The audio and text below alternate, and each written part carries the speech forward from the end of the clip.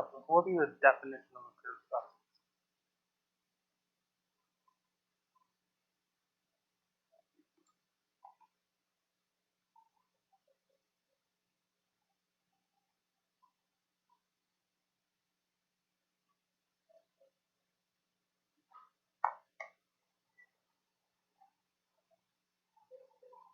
It's a substance that has a definite composition, meaning no matter how far down you zoom, the composition stays the same. It never changes.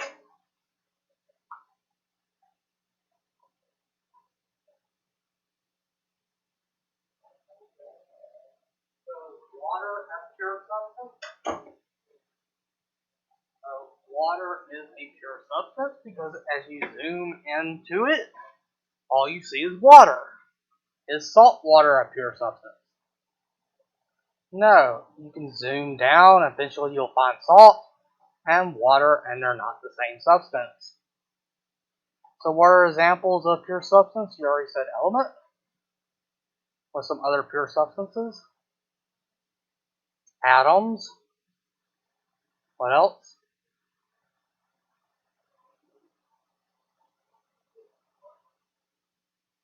And what is water? It's a compound, and we also have molecules. So if you only have a single type of molecule, yes, if you only have a single type of molecule, it's a pure substance.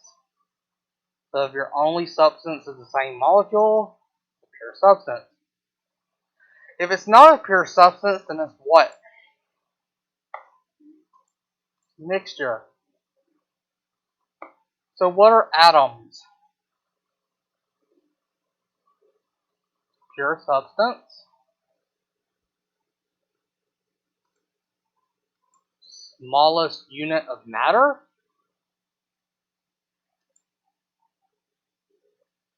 And if you only have one type of atom, then it will retain its properties. Smallest unit of matter. Again, all of this I'm just reading the PowerPoint. What we've already covered. So for example, if you have a gold bar, this is all just one atom, made up of one atom. The atoms are bonded into a molecule. So all of these would have the same property. So gold is shiny. So an atom of gold would be considered shiny. The whole block is yellow, so a single atom of gold would be yellow.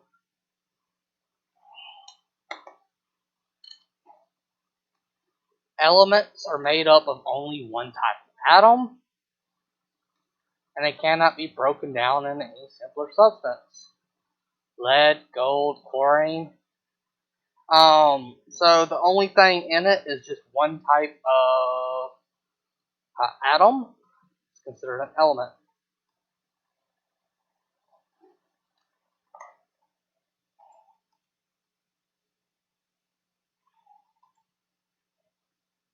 What's the difference between molecule and compound?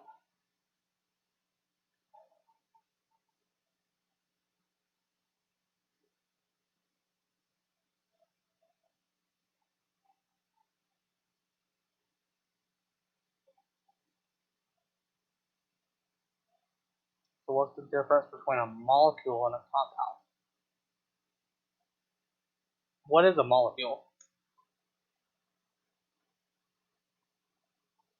Where you have multiple atoms bonded together. And what's a compound?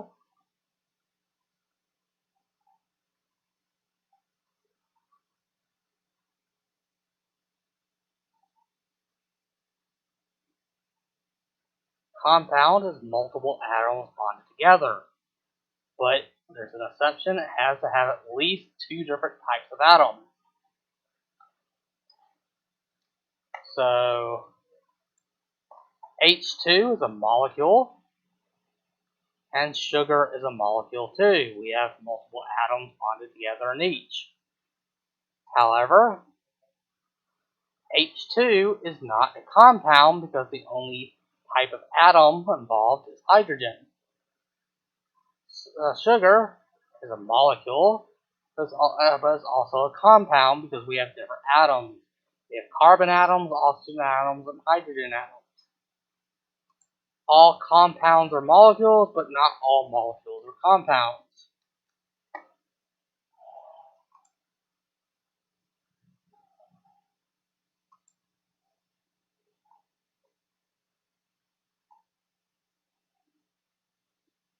What two broad types of mixtures do we have?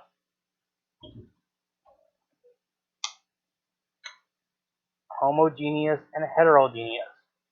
Heterogeneous, you can see the individual parts.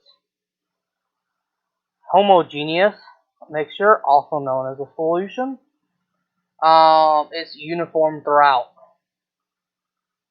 You can't see the individual parts. What two exceptions have I talked about? Broad, not specific.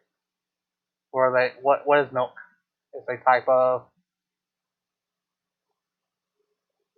colloid. So we have colloids is kind of an exception. It's closer to being homogeneous because it looks the same throughout. And then what's the other one? A suspension, closer to being a heterogeneous, as it will eventually dissolve out. One of the proper definitions of a homogeneous mixture or solution is that one material being dissolved in another. So if it's a true homogeneous, you have one material dissolving into another. And the word dissolve basically means to spread out equally in the material. In a colloid, you don't have it dissolving into it. But it does spread out, and so it does look uniform. However, and it won't settle out, so because it won't settle out, it's not a suspension. How can you tell the difference between a colloid and a solution? So a solution is clear and transparent, and a colloid is going to be cloudy. It disperses light when you shine light through it. You can remember the Tyndall effect that tells you that it scatters light, tends to scatter blue light more. The test if it's a suspension, you can just wait to see if it settles out. Again, remember on the test, because there's going to be so many things like there's every compound is a molecule, but not every molecule is a compound. So remember, select the best answer, as there's going to usually going to be multiple correct answers.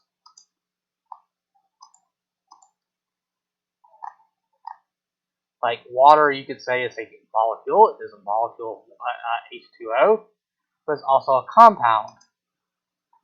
Oxygen gas, which is O2, is a molecule, but it's not a compound.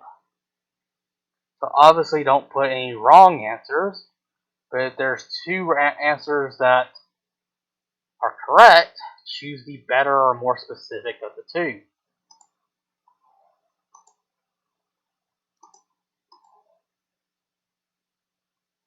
So what are some examples of heterogeneous mixtures?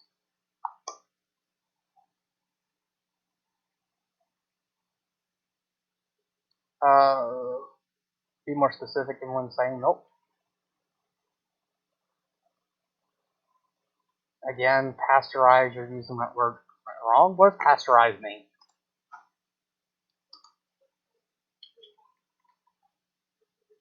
Heterogeneous? No.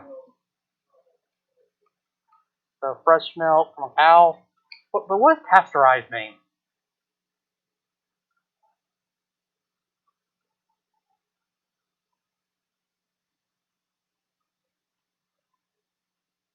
So you're using it, but have no clue what it means.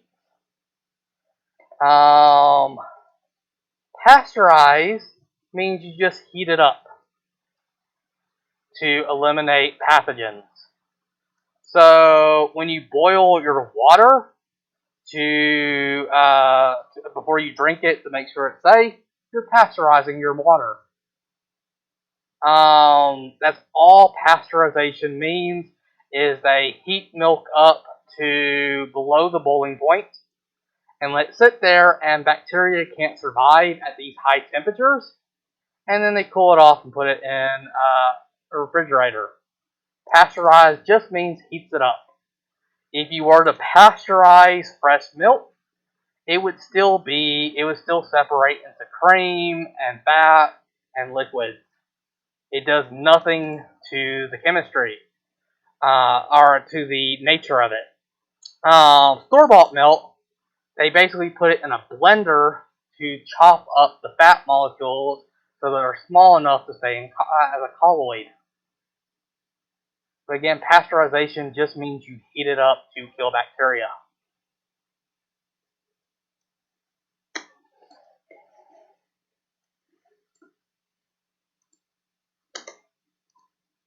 You could technically use that word pasteurization to basically do almost anything related to cooking, but it's usually just referred to the point in which you're only doing it to not cook, but to kill pathogens.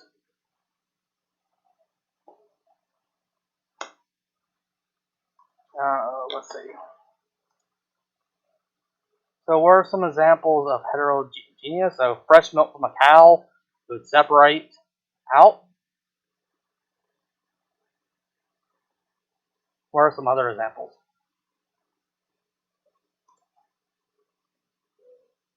Soil. We usually consider soil to be different things. We don't usually consider it being pure one thing. So we consider it a mixture, and you can see the individual bits. Trail mix is a good example. Any other classics?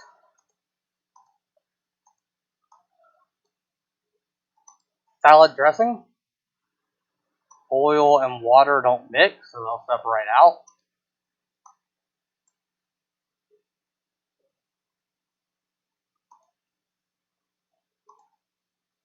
Basically anything that says shake well before using.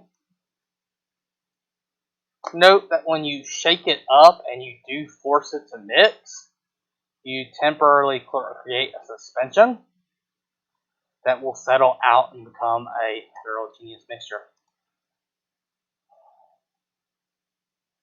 Homogeneous would be things like the air. It's a mixture of mostly nitrogen and oxygen. Store-bought milk is more specifically a colloid. Lemonade. What about fresh orange juice with pulp? Is that homogeneous or heterogeneous?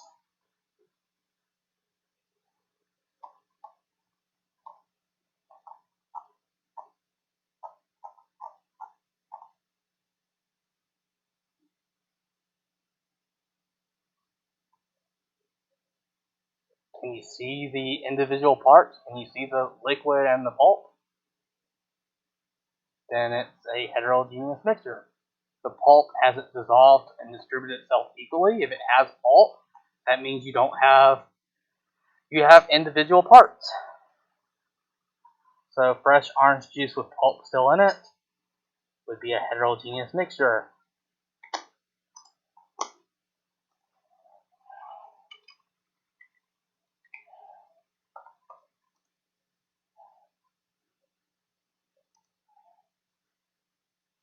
What would this be? So you can clearly see the individual parts. So it's heterogeneous. What's an alloy?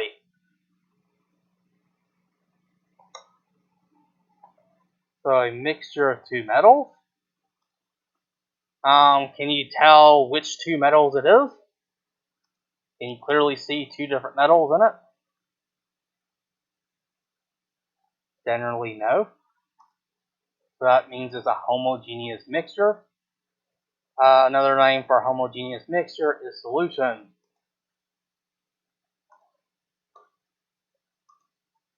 So what are some examples of alloys?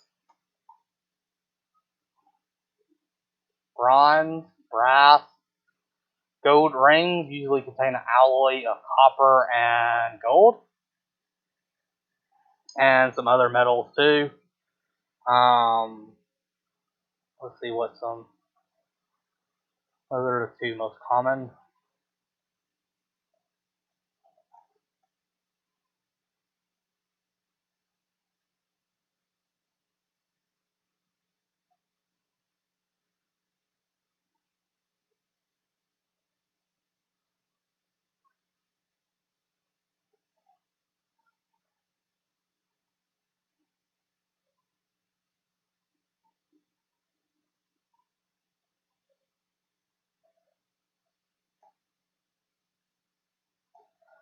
So, yeah, from the periodic table. Elements are going to be all the things from the periodic table. So they call it the periodic table of elements.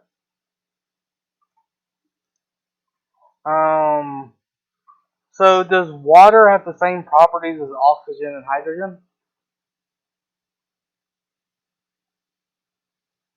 No. So whenever elements bond together with each other, they do change their properties. On their own, if you have a pure element, then the individual elements have the same properties as a whole. But when they chemically bond, their nature actually changes. How could you separate molecules apart? So let's say that you had water, and I wanted to get hydrogen and oxygen. What methods would be required to extract it, to separate the hydrogen from the oxygen?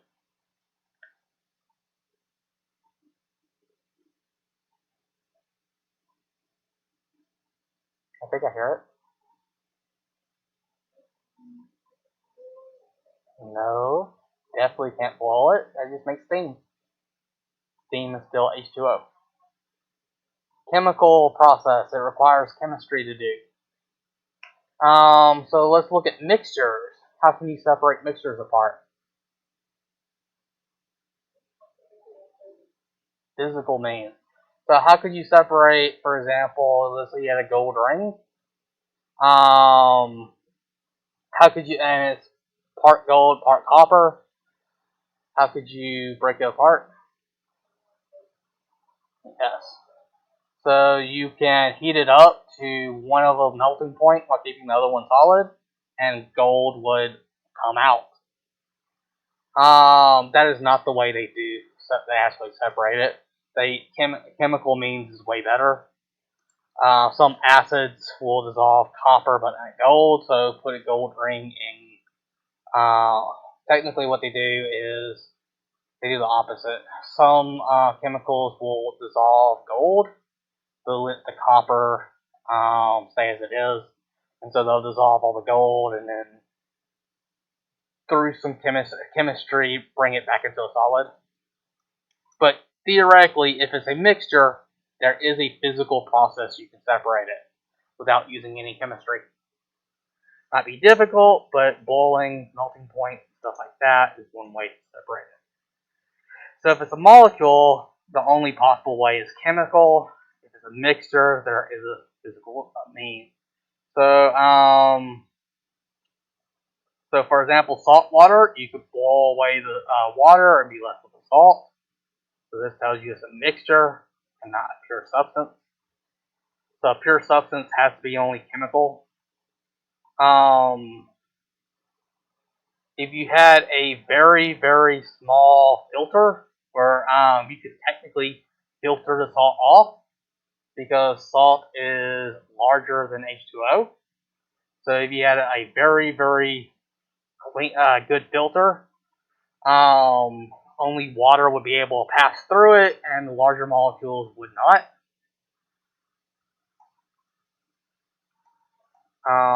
That would be terribly slow to do it because most of the water molecules would be blocked too, and some other reasons. That is actually one method they use to filter and get fresh water. It's just not very good because the salt builds up and blocks up the filter very quickly.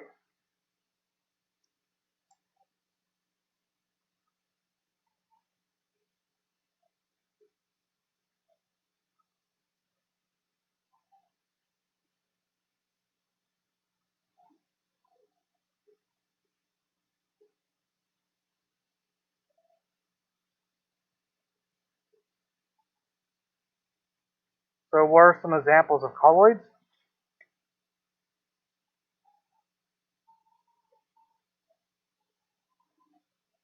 Store-bought milk, also known as homogenized milk.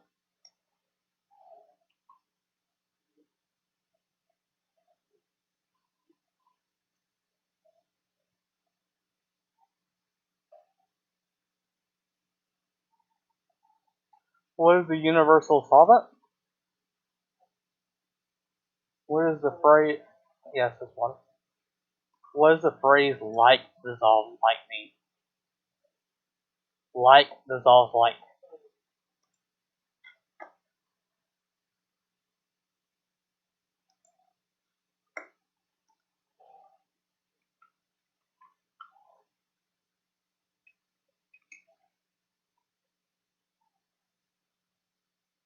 It means polar molecules will dissolve polar molecules, and nonpolar will dissolve nonpolar. So sugar is a polar molecule, water is a polar molecule, so they will dissolve in each other. Or technically, water will dissolve sugar. So salt is polar, water is polar, so you can put one in another. Oil is nonpolar, water is polar, because they're opposites, because they're not both similar. Oil does not dissolve in water.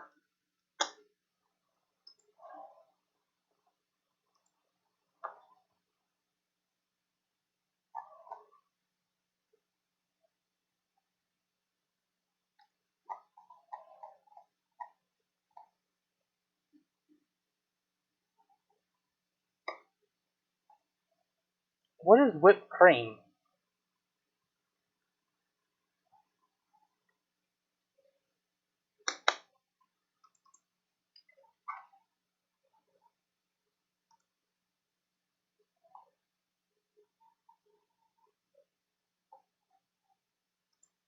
Do y'all know what whipped cream is?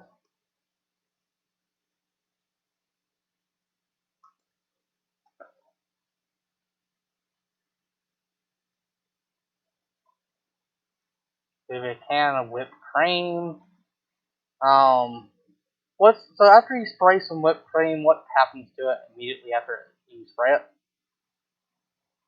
Like the moment it comes out of the can, what does it do?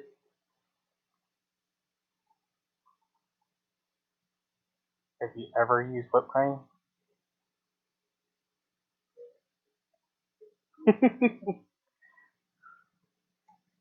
Like, alright, think about the size of the can versus the size of the whipped cream.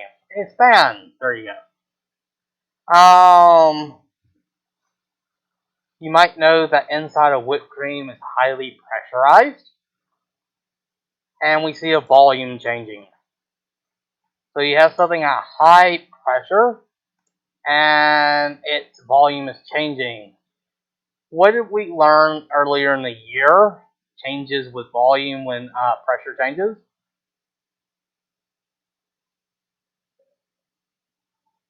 The gas laws. Is this a gas? This is actually a mixture of a gas and a cream. There's actually thousands and thousands of small gas bubbles in the cream. And so it's a mixture of gas and cream. and it's under high pressure in the can. And when it's out of the can, the gas bubbles expand in size, causing the cream to also expand. But this is a mixture between a gas and a solid. If we look up Wikipedia, so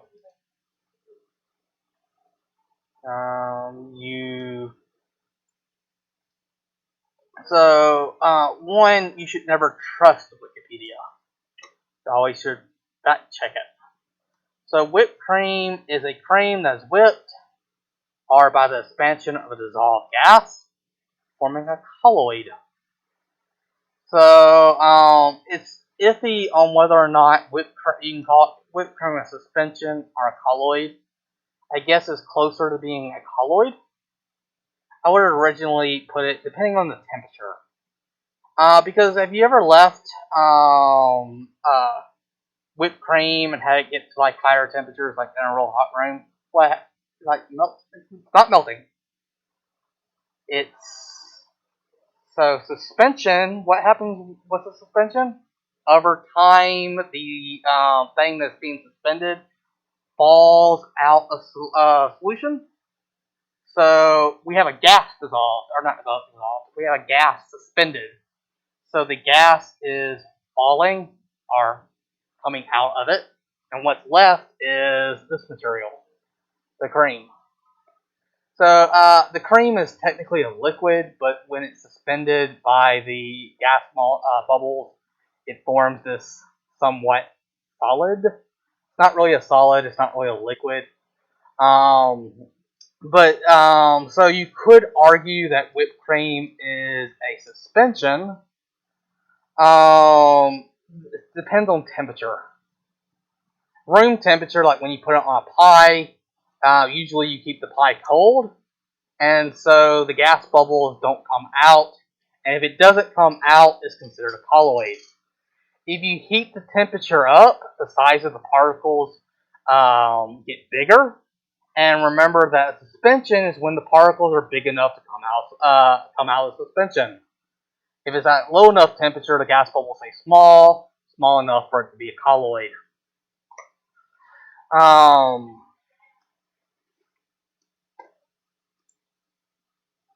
Let's see. What about mayonnaise? Do y'all know what mayonnaise is?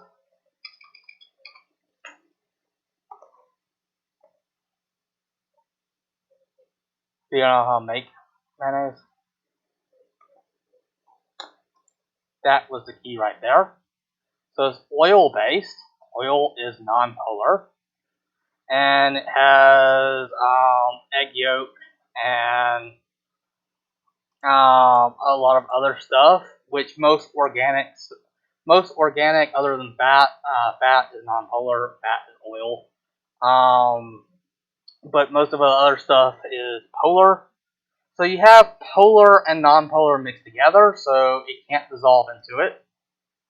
So it can't be a true solution. You do have different ingredients, so it is a mixture. So, and also it looks the same throughout. So it can't be a true heterogeneous. That means it's either a suspension or a colloid.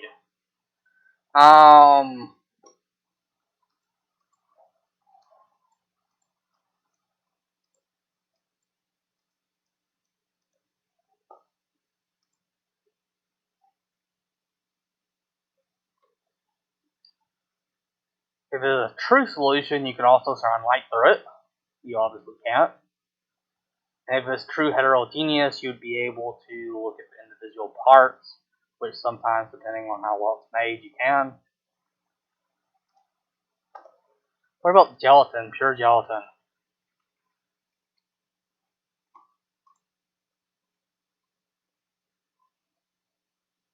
Would it be? Well, are homogeneous or heterogeneous? I would classify, I mean, it's mostly transparent. Not that cloudy. There is some more cloudiness to it. That's related to more of something else. I would call this a true solution. You can obviously get it to be less transparent, but for the most part, I consider it. One thing would make it less of a true is the fact that when you shine light through it, going to laser or flashlight.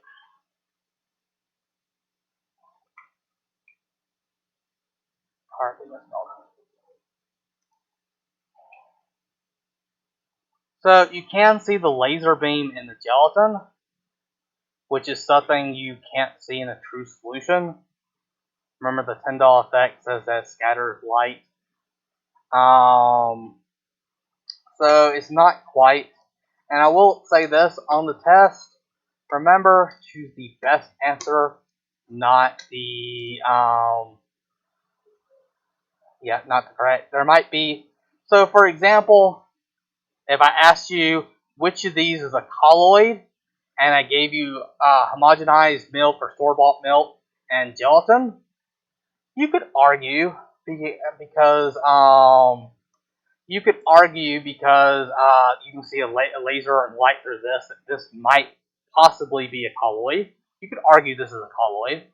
However, is there any possible way you could argue that milk is a true solution? So even though both of these are correct, milk in this case is most definitely a colloid, and there's no confusion on it. Gelatin, on the other hand, you could argue because you can see through it that this is closer to being a true solution than milk is.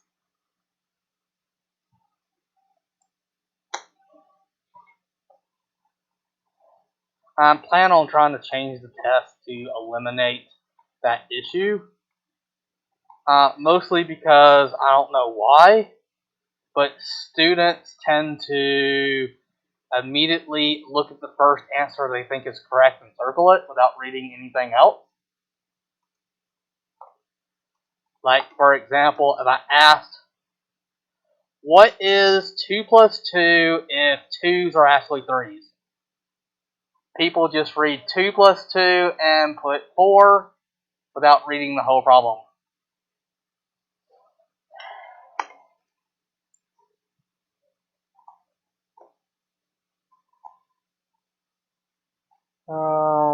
So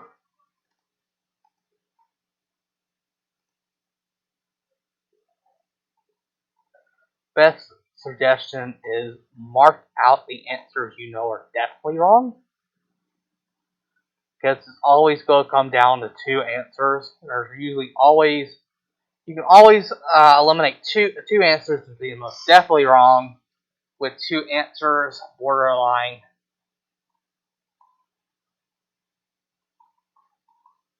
So there's going to be solubility curves. What is an unsaturated solution? So below the line. So not at the maximum solubility. You could also say that more solute can be dissolved into it. So 3 possible definitions for it, depending on context. Because what about saturated? On the line, it's reached its maximum. What else? And cannot dissolve anymore. A better way of saying that, because if we look, try drawing this last period. So if we have some water and we have some sugar dissolved into it, and we're saturated, and we add more sugar, that additional sugar is not going to dissolve into it, it's going to fall to the bottom. However, technically, some of this sugar down at the bottom will dissolve, which would force other sugar to fall out of solution. To give you a more precise definition, when it's saturated, let's see, how would that be worded? When it's saturated, The amount you're at the maximum concentration, in which there's an equilibrium between the undissolved and the dissolved. Because you have to be careful, because think about supersaturated. Supersaturated has more than the maximum dissolved into it, but also you can't add any more to it, right? If you were to add any more to it, it would actually collapse the supersaturation and force it to become saturated.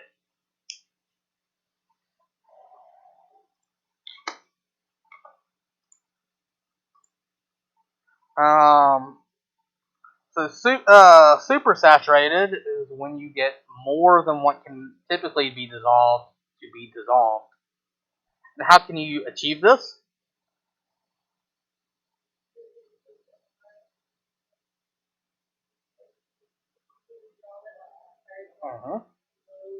That's the key word. Slowly cool it.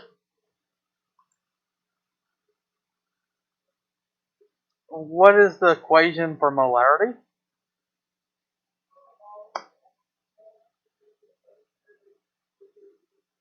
Yes. Mole solute over liters of solution. Um, and what is solute versus solvent?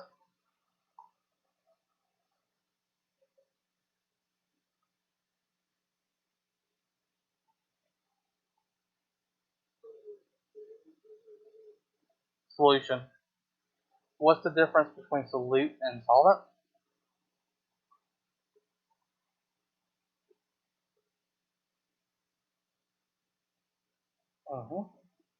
Is what's doing the dissolving. I always like to remember the universal solvent is water. And so whenever I put salt in the water, I know that water is a universal solvent. That means whatever I'm adding to it must be the solute.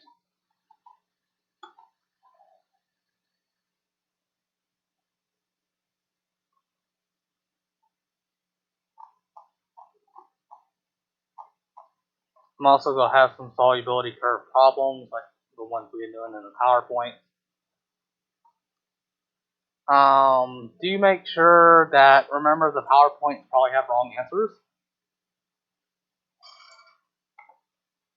I kind of corrected it on some of them, but it's not my PowerPoint, and we went over the answers together.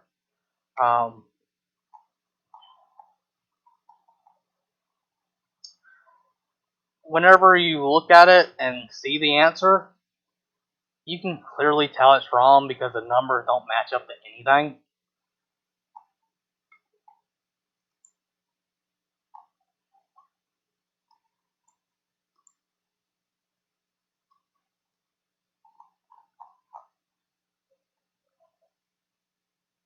Oh yeah, here's one.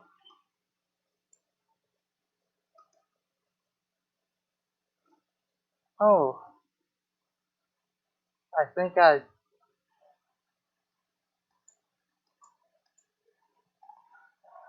remember correctly. I'm trying to avoid those because there's things I don't want to. This would technically be called an emulsified colloid. I remember correctly. Emulsified colloid.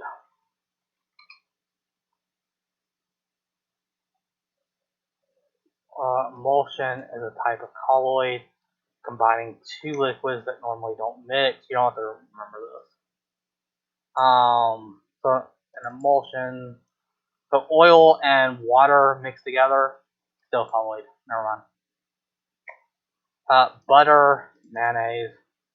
I definitely need to remove that because on one of the test questions, I literally ask which of these is a colloid. I think I had the clear answer I wanted and butter on there. Butter is technically an emulsion, which is a colloid at the same time. Need to remove butter. Again, it's the clear the clear thing where the other answer I put is something I clearly talked about, is most definitely the typical example of a colloid.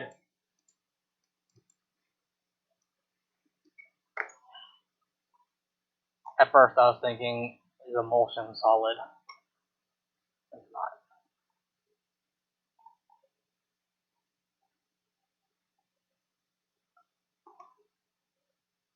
And then yet again, milk is an emulsified colloid of liquid butterfat globules dispensed in a water-based solution. So milk is also emulsified. But yeah, I definitely need to move that choice and do that now before.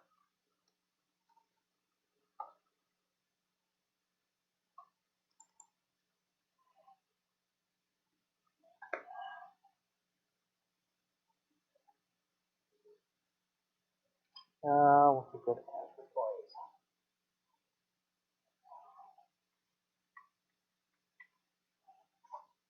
There we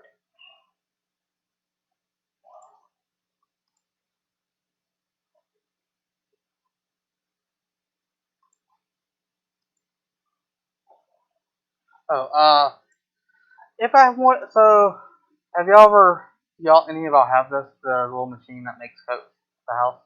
Like you have your flavoring and CO2. So yeah. How if you wanted to make it add a whole bunch more CO2 to your drink, how could you do that?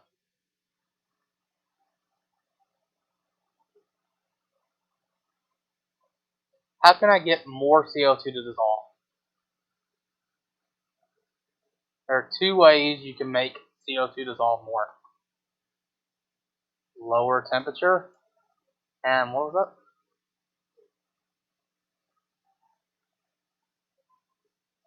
When you lower temperature, where is it?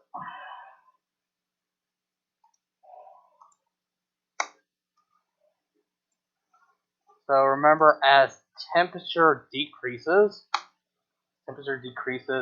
gases solubility increases. For solids, it's the reverse. As you increase temperature for solids, it doesn't increases. But there's also another thing: pressure. If you increase pressure, the amount of gas you can dissolve is higher. So if you wanted to get a gas to dissolve like CO2, you can decrease temperature and increase pressure.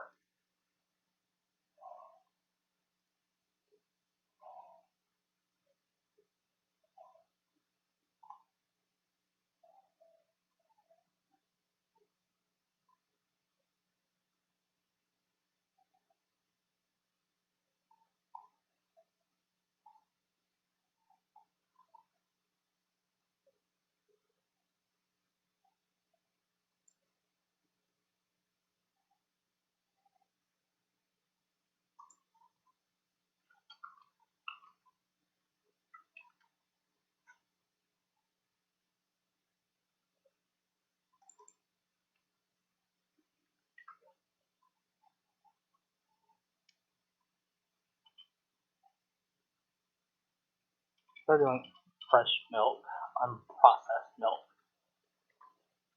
There should be no confusion. That unprocessed means straight from the cow.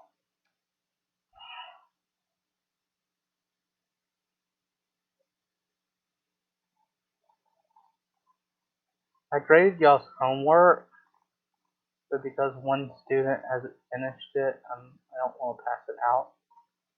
But going over the answers, the number one thing missed were bronze alloys. That's not on the periodic table of elements. Y'all put that as elements. Bronze, brass is not a compound either. So bronze isn't a compound. It's a mixture. It's actually a solution of two different solids. Another thing, Oh, the only thing missed on all the vocabulary was number 13. Anything made of atoms and molecules. A lot of y'all put oxygen because it's missed. So is oxygen anything made of atoms or molecules? What should go there? What would be the best word that anything made up of atoms and molecules? Matter.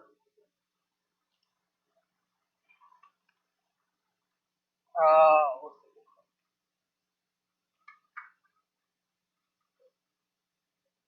Sand. I didn't count wrong or right. Because technically you can have pure sand. Sand is silicon dioxide, so you can consider it a compound. Mostly though, if you go to a beach, you're going to get a mixture of different stuff. And because there's clearly grains of sand of different types, be heterogeneous. I didn't count it wrong or right if you put heterogeneous.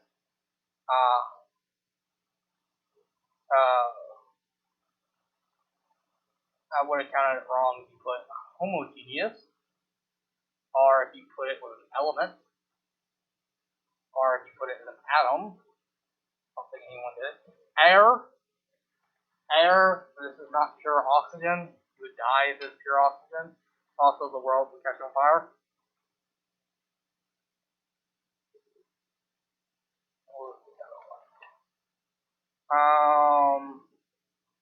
Soda. That's obviously a mixture.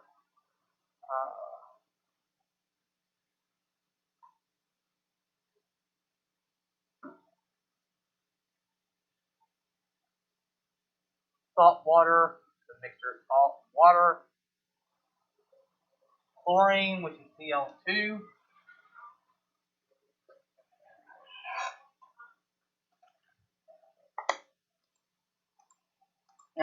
That would be a molecule or an element. Element would be the best, actually.